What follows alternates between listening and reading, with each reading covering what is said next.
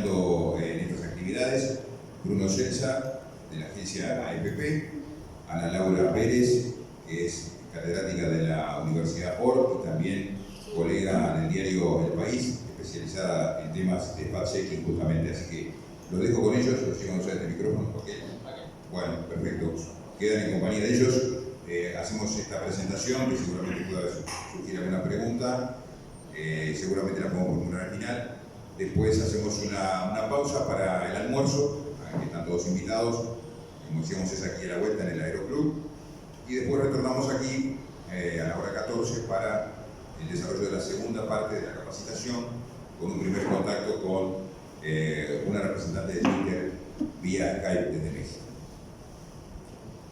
A ver si, bueno, es un poco raro para mí. No puedo hablar sentada, si me voy a parar y estoy separado de mí es un poco raro, así que si no me oyen, me hacen señas. Y vamos bien. La idea de esta mañana es un poco entender por qué algunas cosas empezaron a surgir, por qué nos parece que el fenómeno de la desinformación es un fenómeno nuevo, aunque en realidad no lo es. Qué características sí tiene en el mundo actual que lo hacen particular y que han aumentado, si se quiere, la capacidad de perjudicar del fenómeno. Bueno, lo primero es que en realidad los que estudiamos estos temas y trabajamos en estos temas preferimos no hablar de fake news, aunque tal vez ya sea una pelea bastante perdida, pero está bueno también contarles por qué. No es un capricho que no nos gusta la expresión, no nos parece que sea la expresión fake news o noticias falsas eventualmente. En realidad eso se debe a tres motivos principales. Porque en primer lugar, si son noticias no son falsas. La definición de noticia para los que somos periodistas tiene dentro de sí misma el hecho de que sea cierto. Si algo no es cierto, no es una noticia. Puede ser un rumor, puede ser un cuento, puede ser una historia, pero no es una noticia. En segundo lugar, el término falso, este sería como la razón más profunda, digamos. El término noticias falsas no llega habla solamente de una partecita muy chica del fenómeno de la desinformación. A veces hay procesos de desinformación que no necesariamente implican la circulación de cosas falsas, a veces implican la circulación de cosas que son verdaderas pero descontextualizadas, por ejemplo, o de cosas que son verdaderas en una parte y en otra parte falsas, o por ejemplo, implica la circulación de mensajes que fueron creados con una intención y en realidad por el camino esa intención se pierde. Típico caso de ejemplo es el humor, la sátira. En algún momento de la cadena de circulación informativa se pierde el código de que eso es una broma y la gente empieza a creer que es cierto. Típico ejemplo es El Faro del Fin del Mundo, la columna de humor de La Diaria, donde hubo más de un episodio incluso hubo pedidos de informes de legisladores pensando que lo que esa columna decía era falso. ¿Por qué? Porque yo tomo un teléfono, saco una foto, circulo eso en redes y descontextualizo el código que te permite determinar que eso es una columna de humor. ¿Sí? Y en tercer lugar, un poco lo que decía Luis, tiene que ver con, yo lo resumo como Donald Trump, digamos. ¿Qué quiere decir esto? Que muchos políticos, no solo Donald Trump, pero en Uruguay más de un político ha hecho esto mismo, utilizan el término para describir informaciones que son verdaderas pero que los perjudican, que no los benefician, que los molestan y para calificar a medios que publican cosas que no les gustan. Entonces también por eso es un problema, porque para mucha gente una fake news es eso, ¿sí? Bueno, y después sí ir al fondo del tema, es qué pasó en los últimos años que generaron que este fenómeno creciera exponencialmente y se volviera algo bastante peligroso y complejo y nos pusiera a los periodistas en un momento sumamente interesante y productivo, pero también muy desafiante a nivel de aprendizajes. Básicamente pasaron tres cosas. Un terremoto en el ecosistema informativo, ¿sí? Bajaron lo que se denomina en economía las barreras de entrada. Cuando yo empecé en periodismo, hace unos 18 años, emitir información era un privilegio de gente que tenía que tener una X cantidad de dinero para poder hacer eso. Tenías que tener el dinero para tener un diario, tenías que tener el dinero para conseguir una radio, ni hablemos de un canal de televisión. Lo que pasó, para bien y para mal, dependiendo de los episodios concretos, es que bajaron enormemente las barreras de entrada. Básicamente tú, con un teléfono y una buena conexión a internet, podés generar videos, subirlos a YouTube y construir un canal con enormes cantidades de audiencia, que a veces son más grandes que las de los medios medios tradicionales y convertirte en un referente de un tema determinado, ¿sí? Eso tiene una parte, me parecía muy positiva, que es esto que les comentaba, pero también implica que una persona se pone una GoPro, una cámara en la cabeza, entra a un edificio y masacra a 40 personas y lo pasa en vivo por Facebook, ¿sí? Hicimos un proceso en los últimos años que es en general el proceso normal de adopción de nuevas tecnologías, y pasamos de esta cosa inocente de pensar que era todo maravilloso a ahora estar en la etapa de pensar que tiene una parte de eso que no es tan maravilloso. Después, también todo esto provocó cambios en el rol de los periodistas. De nuevo, cuando yo empecé a trabajar, y a muchos de ustedes les debe haber pasado, yo tenía un jefe, Claudio Paulillo, que era el director de Escenario de Búsqueda, que murió el año pasado, que siempre decía, si no pasó, no es noticia. Noticias son las cosas que pasan. Si no pasan, no son noticias. ¿Qué nos pasó a los periodistas en este último tiempo? Que tuvimos que empezar a noticiar, a hacer notas, a construir artículos y contenido periodístico de cosas que no pasaron. ¿Por qué? Porque a la gente le llegaban cosas en cantidades enormes y desde muchos lugares que describían episodios concretos de cosas, la gente creía que eran ciertas y había que decirle que no habían pasado porque eso estaba cambiando sus procesos de decisión. Eso no era una cosa normal para los periodistas no escribíamos, nunca íbamos a titular tal cosa no pasó, tal cosa es falsa, ¿sí? Entonces eso también implicó un quiebre y un proceso que tuvimos que hacer internamente los periodistas y en nuestras propias redacciones de discusión, de decir, che, pero no hay que empezar a hablar de estos temas aunque no hayan pasado. Bueno, y lo otro también que tiene que ver con esta explosión y este desarrollo enorme de la circulación de informaciones y de falsas y de desinformación, tiene que ver con que siempre compartimos información. Desde que el mundo es mundo, los humanos nos conectamos compartiendo datos que tenemos, pero en el siglo XXI, en particular en los últimos 10 años, una serie de cambios que han ocurrido han afectado la manera en la que compartimos la información. Sobre todo, y en primer lugar, porque antes la información se compartía desde quienes emitían hasta quienes consumían, ¿sí? En el medio se creó la figura de lo que se llama en comunicación el prosumidor, alguien que recibe información pero que también produce y consume, y la información se va trabajando con el lector, con la audiencia. Fenómenos, por ejemplo, como muchísima gente manifestando en redes sociales que el uso de una determinada palabra en un título no le parece, que no es la mejor definición de un término, etc. Son cosas que ahora los periodistas tenemos internalizadas y nos pasan todos los días. Eso no era así. Antes se podía mandar una carta, pero no cualquiera podía, no te la publicaban siempre, etc. ¿Sí? Entonces eso también generó que la cantidad de información que consumimos y compartimos ya es exponencial, ¿sí? Y además, bueno, esto, que compartimos más información, de más fuentes, con más gente, más seguido y más rápido, porque encima tenemos un teléfono en la mano con conexión a internet que nos permite hacer montones de cosas en un segundo, ¿sí? Este es un estudio que hizo el New York Times para entender por qué los humanos en el siglo XXI decidimos compartir un contenido. ¿Qué drivers emocionales y racionales nos llevan a decidir compartir un contenido con nuestra comunidad, con gente que nos rodea, ¿sí? Básicamente descubrieron 4 motivos principales mencionados en la mayoría de la gente con la que hablaron, ¿sí? El primero es para compartir contenido entretenido y valioso con otros, ¿sí? La típica, mando un meme, nos reímos. Ahora en campaña electoral muchos mandamos chistes, tenemos montones de grupos donde nos reímos de unos y de otros, etc. Miramos videitos, nos reímos de uno que se cayó en un pozo, millones de cosas de esas, todos los días, todo el tiempo.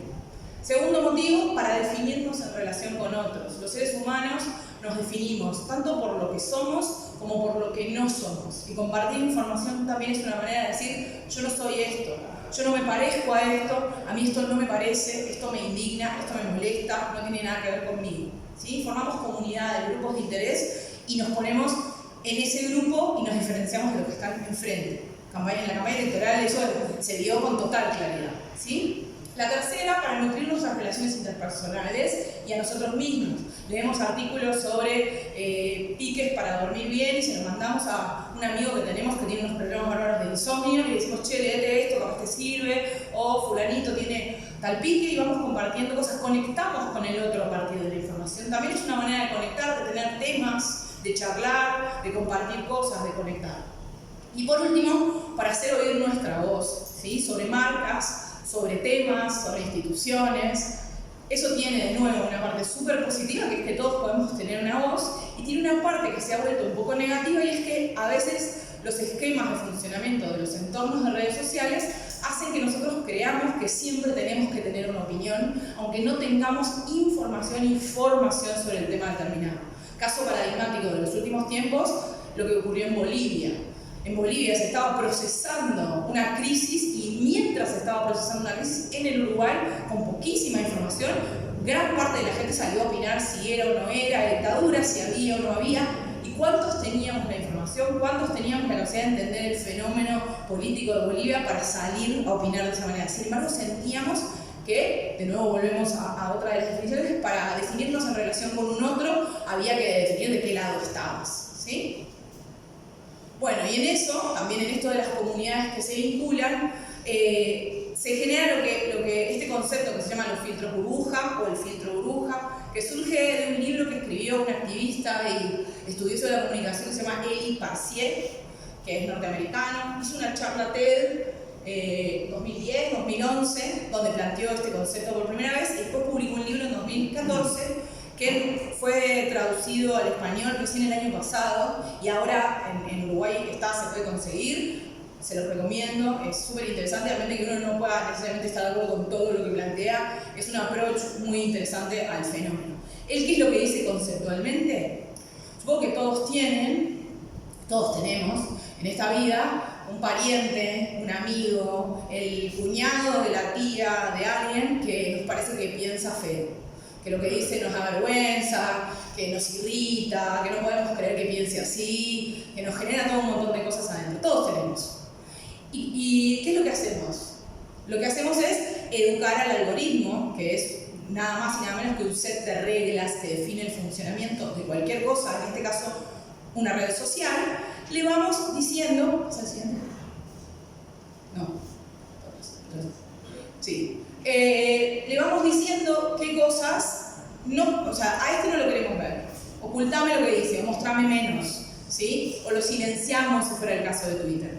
Entonces, ¿qué es lo que vamos haciendo? Vamos educando el algoritmo para que vaya entendiendo qué cosas nos interesan y qué cosas no queremos ver más, ¿sí? Un ejercicio que les propongo, que lo propone Eli Parcier para hacer, es cada tanto vayan a Facebook, por ejemplo, y miren su lista de amigos, y van a ver que hay un montón de gente que ni se acordaban que existía, no solo que no los tienen de amigos, y dicen, pero no publica nada, porque nunca veo nada. Y si van y miran su muro, van a ver que publica cosas. Simplemente es que el algoritmo lo está filtrando. Y en general suelen tener una visión, un paradigma del mundo que no es el de ustedes, ¿sí? Por algún motivo los irritó, generó eso. ¿Qué es lo que pasa con eso? Es que empezamos a tener eso siempre pasó. En algún punto siempre funcionamos en burbujas donde la gente era parecida a nosotros. El problema, la diferencia con estas burbujas, es que uno no tiene tan consciente la idea de que hay un recorte, de que uno está viviendo en un recorte, que eso que ve no es el global. Lo que se llama alcance orgánico en Facebook, por ejemplo, es el 3% apenas, ¿sí? ¿Qué quiere decir esto? Que si vos tenés 1 millón de seguidores, solamente el 3% de ese millón de seguidores ven lo que vos posteás, ¿sí? Si querés que lo vea más gente, tenés que pagar. Entonces, esa idea que tenemos de que circulamos información con total apertura no es así, y muchas veces lo que vemos es un recorte que hemos ido construyendo. Esto genera algunos problemas. Uno es, y para los periodistas es más grave todavía, que nos desconectamos de la gente que piensa de otra manera. En Estados Unidos el filtro burbuja fue parte del problema, explica parte del problema que ocurrió, que los periodistas de la mayoría de los medios norteamericanos ni siquiera se imaginaron que Trump podía llegar a ganar las elecciones. ¿Por qué? Porque en sus burbujas eso no pasaba. Porque la mayoría de los periodistas del New York Times, el Washington Post y los grandes medios norteamericanos no viven en comunidades rurales al oeste en Estados Unidos, que es donde están los votos de Donald Trump en su mayoría, ¿sí?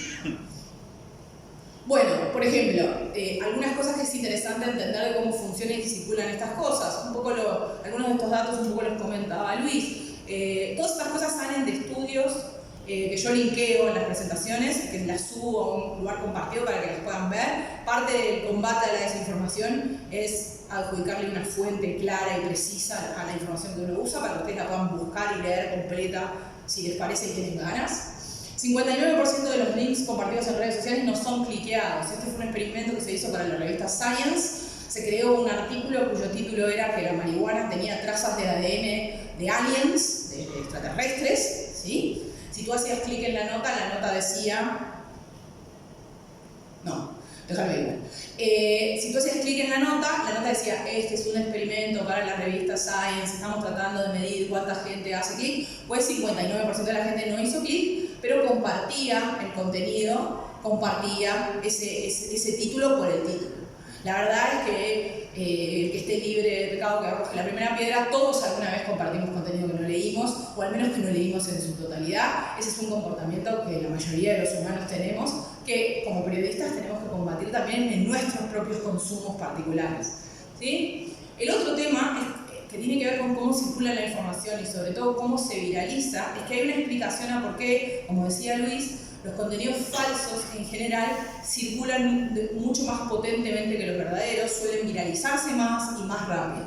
Parte de esa explicación la dio el propio Mark Zuckerberg cuando fue citado al Congreso norteamericano la primera vez, no esta última vez que fue, sino la anterior, y él presentó esta gráfica, ¿sí? No la presenté yo, el mismo Zuckerberg presenta esta gráfica que básicamente lo que dice es que a mayor cercanía con contenidos prohibidos, mayor probabilidad de viralizarse un contenido. O sea, sexo, violencia, todo lo que tiene que ver con lo que no, es más probable que genere viralidad. O sea, si ustedes ven la gráfica, sube a medida que se va pegando contra el contenido. Entonces, ¿por qué lo falso, mejor que lo verdadero, es más viralizable? Porque el cielo es el límite.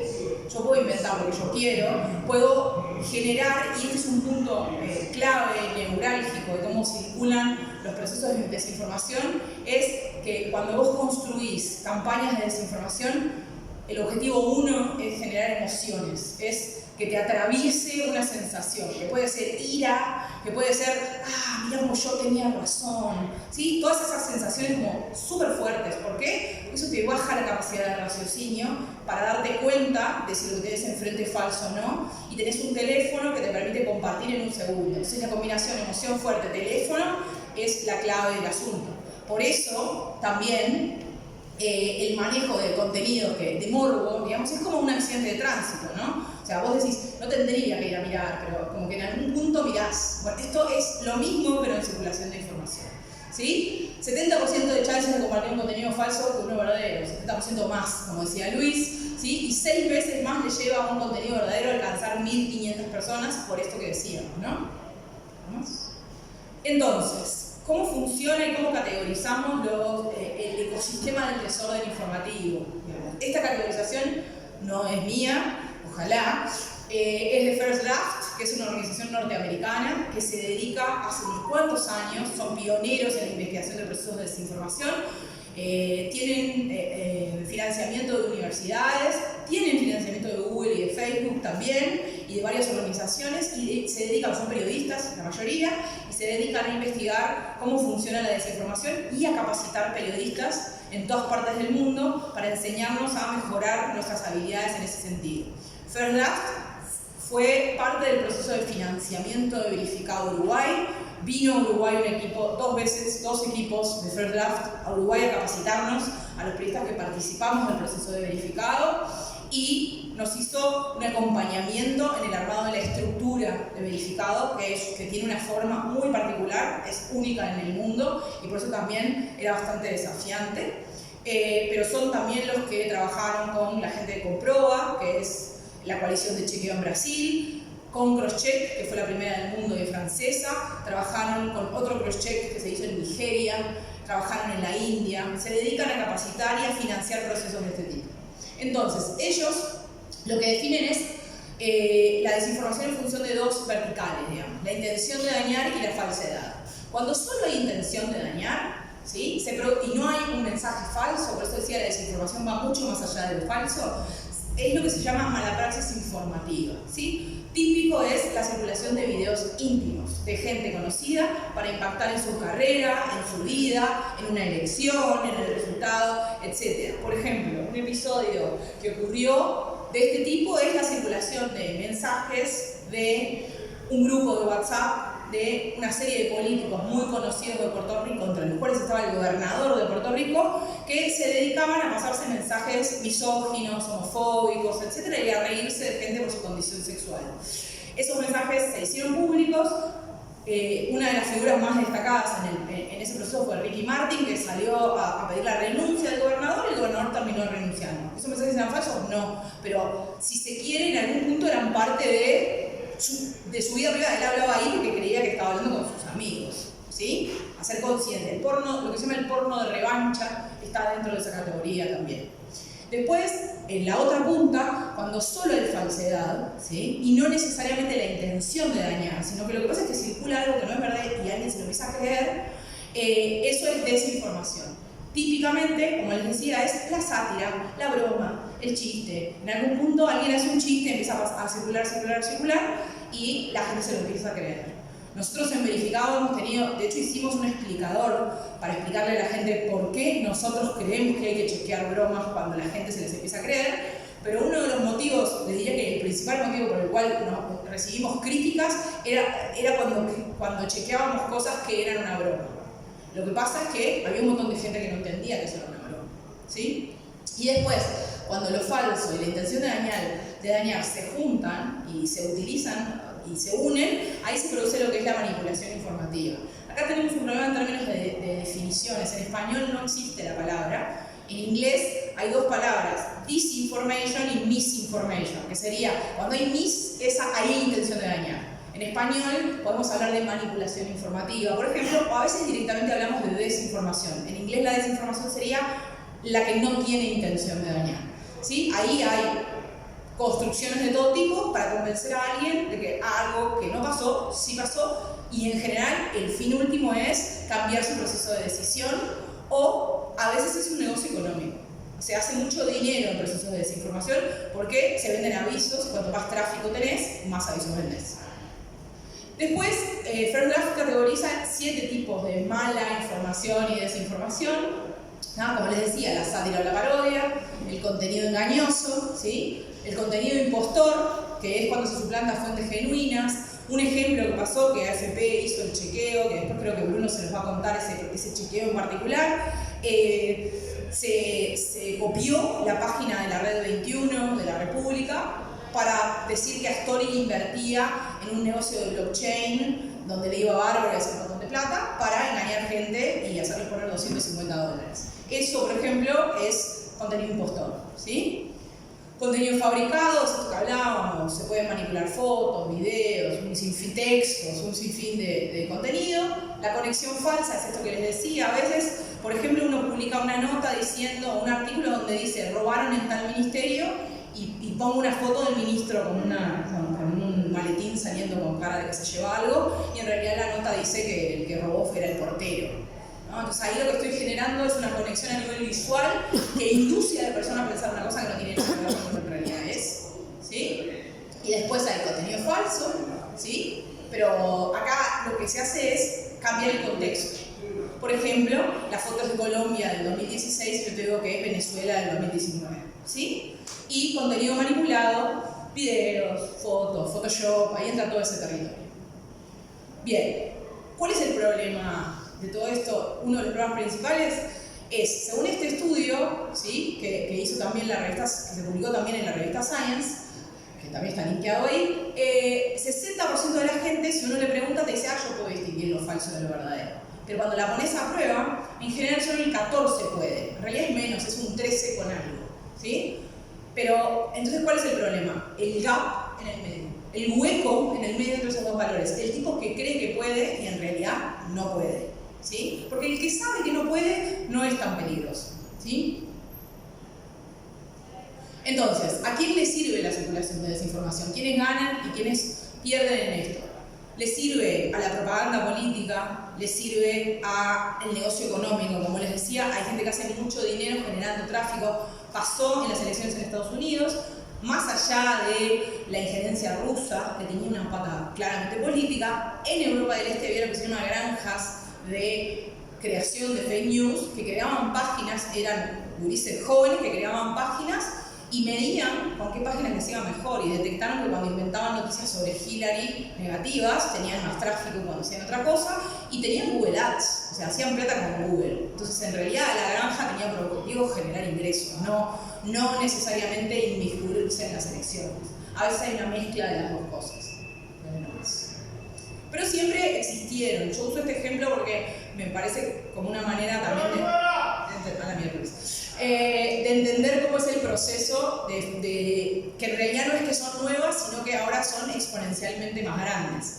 Theodore Fontaine estamos hablando de salida de la imprenta, o sea, fabricación de las imprentas móviles, aumento, había un diario en cada pueblo, más de uno en muchos casos, empieza la competencia entre los diarios, hay que diferenciarse, porque ahora todo el mundo, de nuevo, baja de barreras de entrada. Siempre pasa eso cuando es más barato comunicar, ¿no? Entonces, que una de las cosas que los diarios europeos encuentran como diferenciador para competir es tener corresponsales en otros países de Europa y contarle a los europeos lo que pasa en sus vecinos, ¿sí?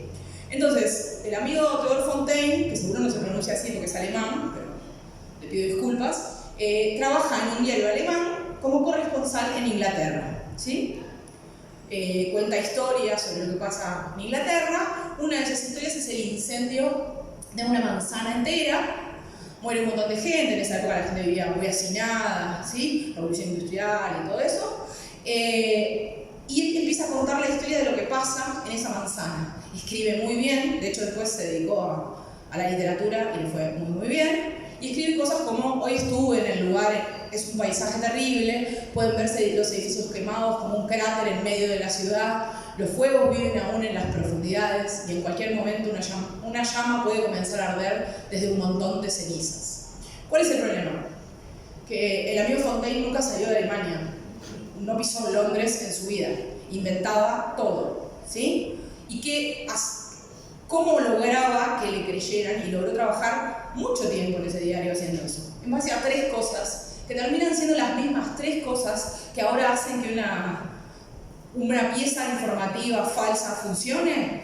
Primero, confirmó muchas cosas que ya se sabían, recortaba de otro lado y robaba frases, hechos, episodios que ya todos sabían. Usaba lo que sabemos o lo que creemos que sabemos para que bajáramos las barreras. Las cosas falsas en general no son todas falsas. Hay partes que son verdaderas, porque si no hacen demasiado ruido.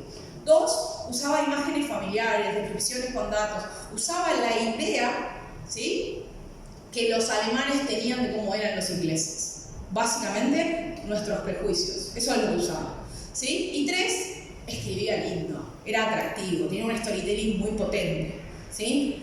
Esas cosas también funcionan en el hoy. Las piezas de desinformación en general son memes que son muy atractivos, están muy bien diseñados, comunican de una manera muy eficaz, se hacen videos, trailers como de cine, con música, ¿sí? Y del otro lado salimos a desmentir con bloques de cemento armado de texto que cuesta leer. Entonces a veces también hay que pensar en que hay que trabajar, como dice Clara Jiménez, que es la fundadora de un proyecto de verificación en España que se llamaba Maldita.es.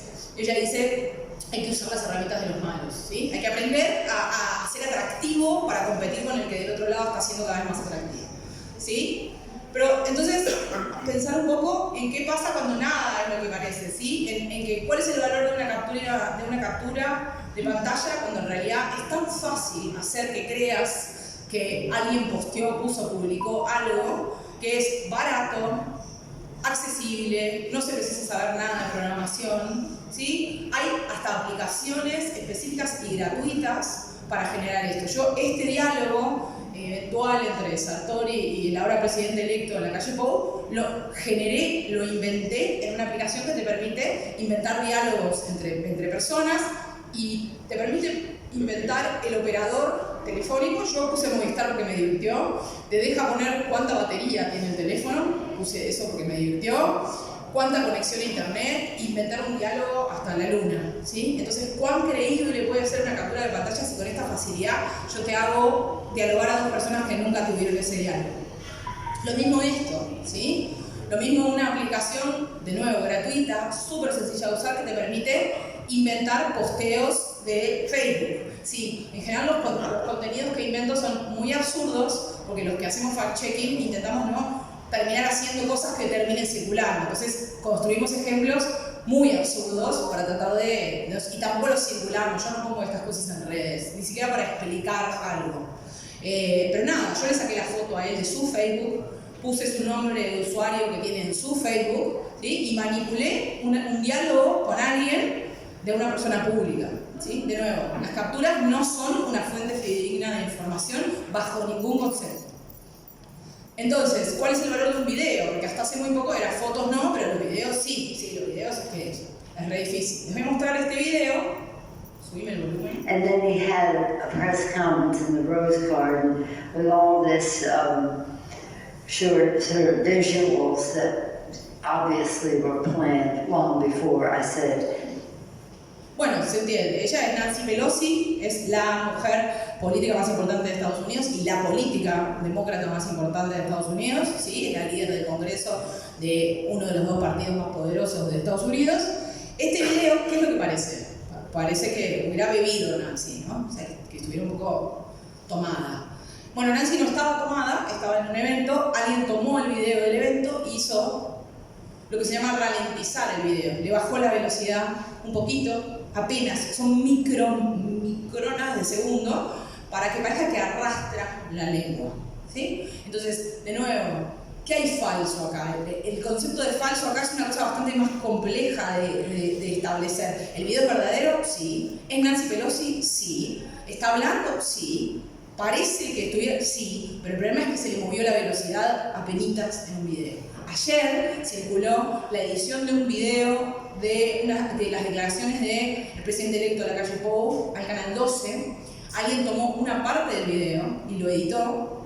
No tenemos claro con Bruno todavía, ya vamos a descubrir si lo ralentizó o no, pero lo que sí está claro es que editó una parte para que parezca que, y de hecho es lo que se dice en redes, que él había consumido alguna sustancia, y si tú ves el video entero, te queda claro que no. Lo que pasa es que editaron una parte donde hace una cara extraña y después pierde algo que suponemos pueden ser las llaves o algo y se hace así en un saco y da vuelta a los costados.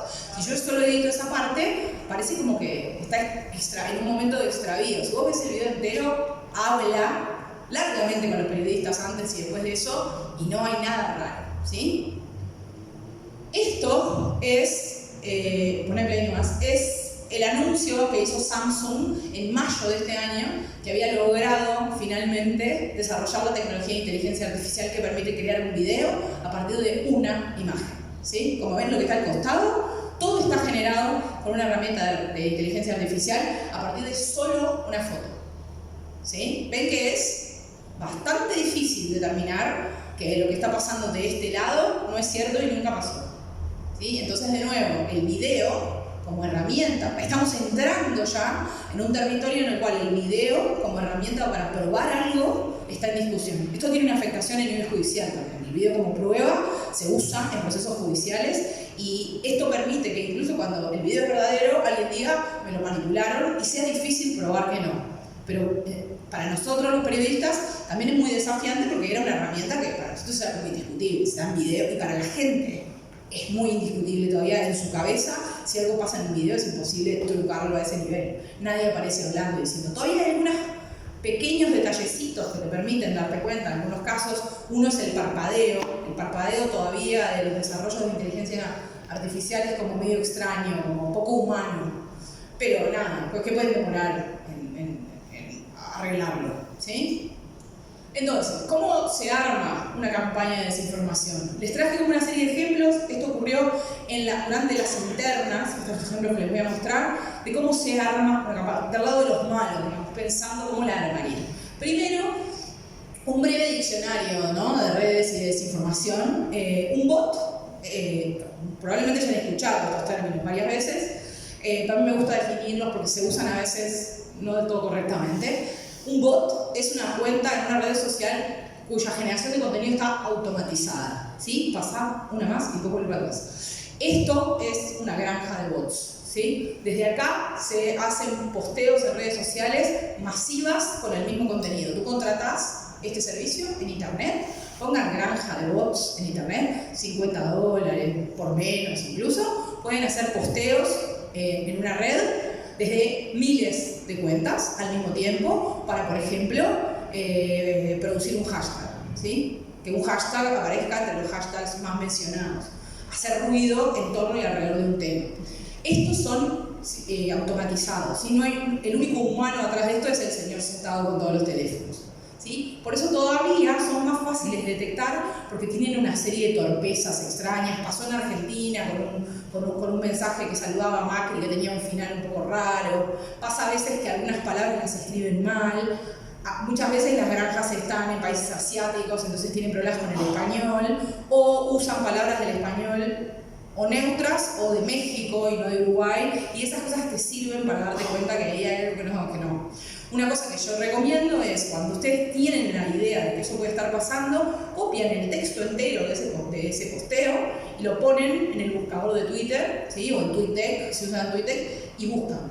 Si eso, lo que está pasando es un ejército de bots, tienen que aparecer otro montón de cuentas que tuitean, por ejemplo, exactamente el mismo texto, ¿sí? Ese es un indicio de que algo está siendo manipulado de forma automática. Después están los trolls, que en realidad en general son humanos. Todavía no hay buenos trolls automatizados, porque por esto de que cuesta el diálogo humano. ¿Un troll qué es? Viene de la mitología escandinava. La definición es como un monstruo, como un duende que se alimenta de negatividad, de energía negativa. Entonces un troll es eso, es alguien que va a una red a pudrirla, a toxificar, a generar odio, enfrentamiento, rispidez, ruido, malestar, ¿sí? Muchas veces, y acá también hay una cosa que parece una cosa y en realidad es otra, muchas veces se usa mucho, se generan cuentas que dicen tener una ideología política determinada y en realidad son manejadas por gente que está en la otra punta para entrar en burbujas y generar ruido, viralidad, malestar, enfrentamiento a la interna. Hay varias cuentas bastante conocidas.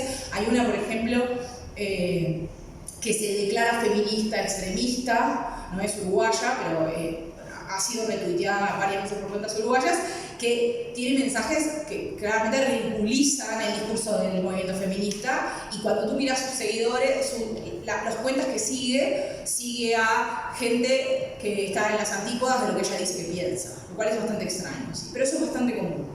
Es como la manera más fácil. Si yo te quiero convencer a vos que estás de un lado de algo, lo más fácil es disfrazarme del lado tuyo y no quedarme del mío. Eso se usa mucho, hay que tener cuidado con eso, ¿sí? Bueno, las granjas ya les conté. Y fake, las cuentas fake son cuentas falsas de una persona que existe, ¿sí? Hay una persona que existe, que es pública en general, y hay alguien que le crea una cuenta y hace como si fuera. Juan Castillo, el dirigente sindical, se tuvo que crear una cuenta en Twitter porque alguien había creado una cuenta con su nombre y ya era tal el grado de confusión que estaba generando que una cosa que se recomienda en general es, bueno, tenés que tener tu presencia, porque de esa manera Twitter te pone el tic azul de verificación y queda claro cuál es la cuenta verdadera y cuál no, por ejemplo.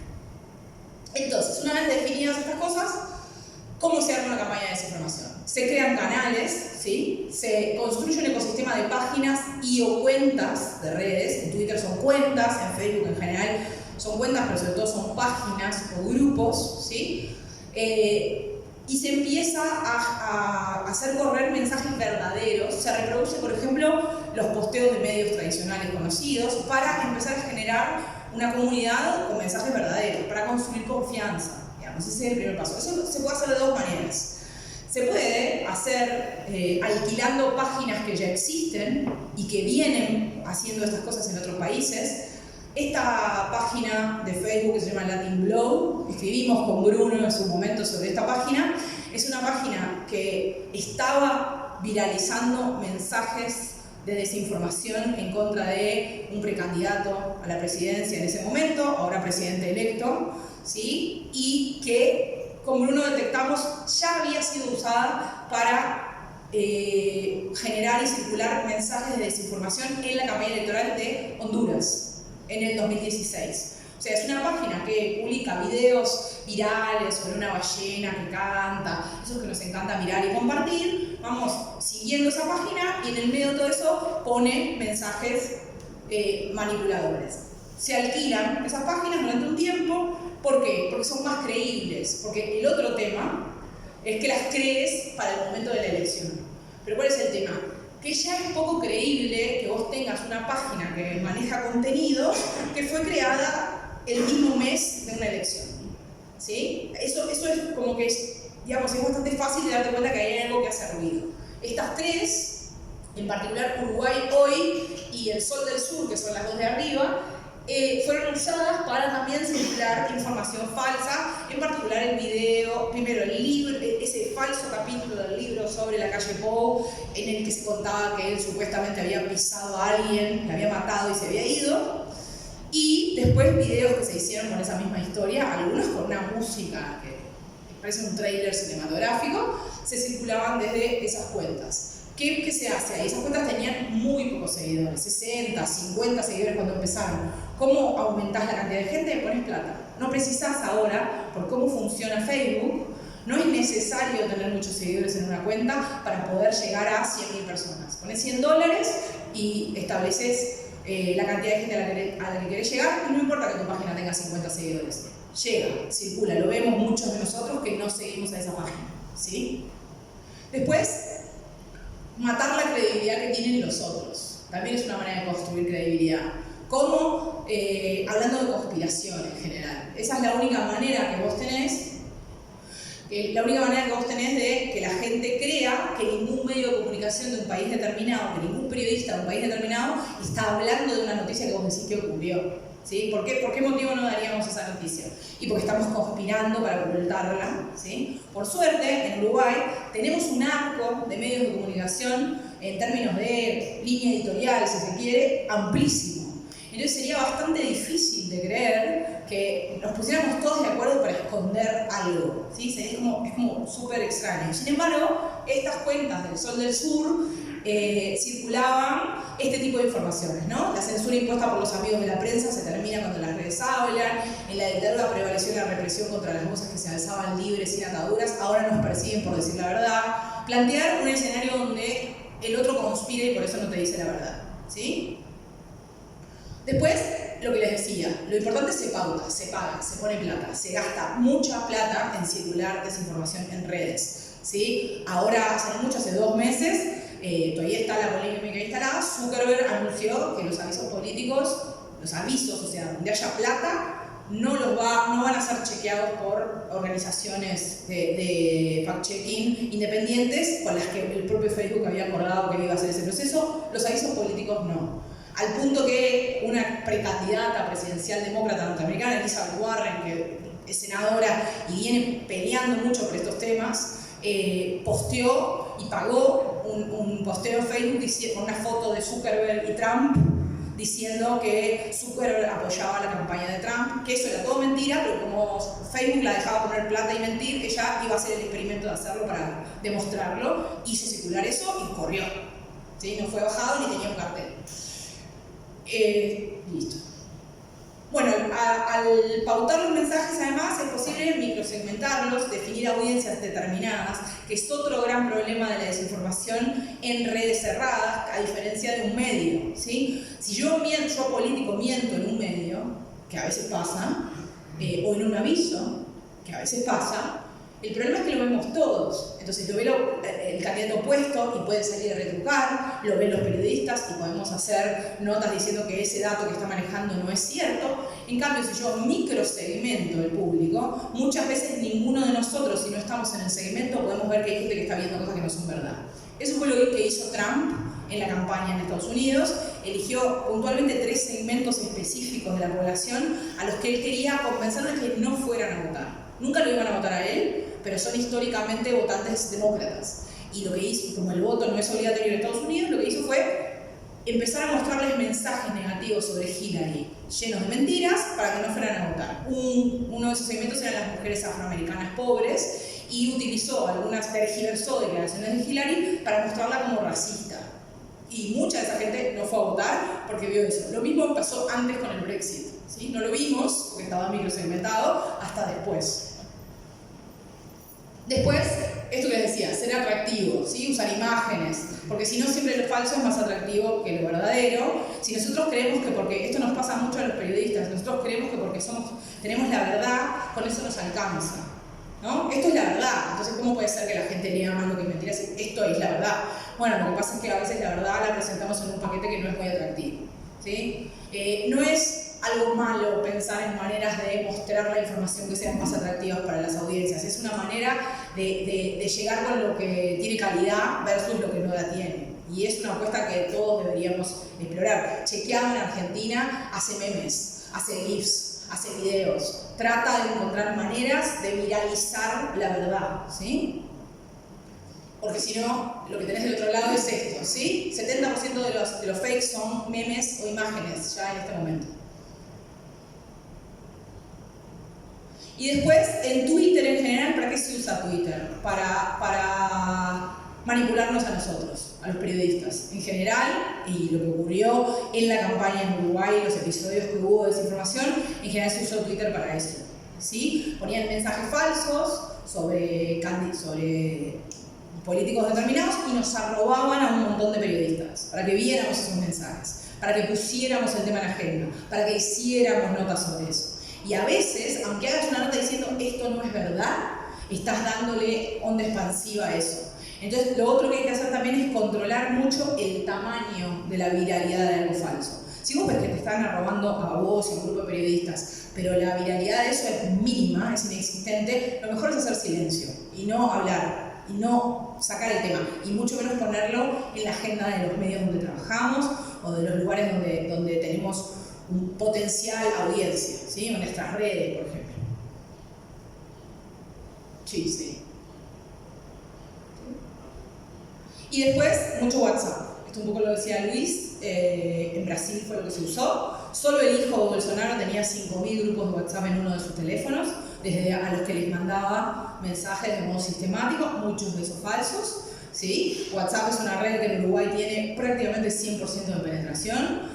Y además es una red que las telefónicas no te cobran internet por usar WhatsApp, o sea, está dentro de los paquetes y eso no se te baja de tus datos. Entonces, un poco lo que a veces decimos es, lo falso es gratis, el chequeo te sale internet, ¿no? O sea, para ir a chequear eso, buscarlo a Google, tenés que pagar datos, para ver lo que te mandan a WhatsApp, no. Entonces ahí hay un problema grande. En general se circulan, de nuevo, muchas imágenes con poco texto, con alto nivel de impacto a nivel neurológico en ese sentido.